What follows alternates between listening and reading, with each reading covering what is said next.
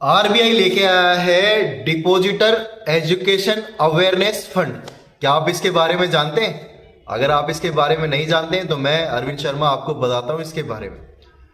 काफी सारे अकाउंट्स ऐसे हैं जो अनऑपरेटिव है और काफी लोग उसको ऑपरेट नहीं करते हैं किसी भी रीजन से, चाहे उनकी डेथ हो गई हो या फिर वो अपना बैंक अकाउंट भूल गए हो या फिर वो आउट ऑफ इंडिया चले गए हो या फिर वो किसी भी रीजन से अगर उनका किसी भी बैंक अकाउंट में खाता है और वो उसको ऑपरेट नहीं कर रहे तो बैंक अपनी तरफ से सेफ्टी और सिक्योरिटी रीजन से उन सभी लोगों का अकाउंट पहले इनएक्टिव कर देता है। अगर वो फिर भी 1 साल 2 साल में नहीं आते हैं तो उनका अकाउंट डोरमेंट कर देता है। डोरमेंट कंडीशन में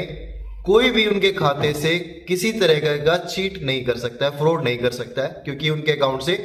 कोई भी पैसा जब तक वो कस्टमर अपनी फुल केवाईसी नहीं कराएगा पैसा विड्रॉल नहीं हो सकता है। इसके अलावा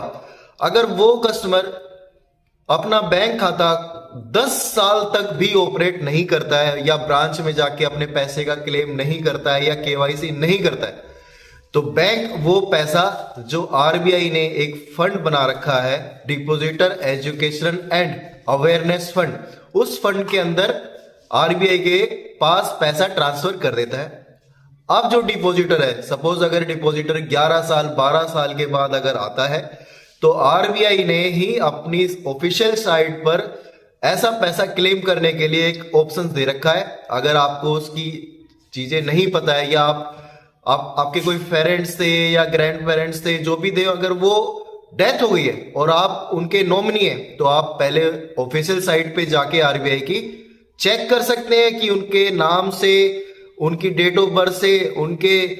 एड्रेस से उनका कोई बैंक अकाउंट आ रहा है या नहीं आ रहा है।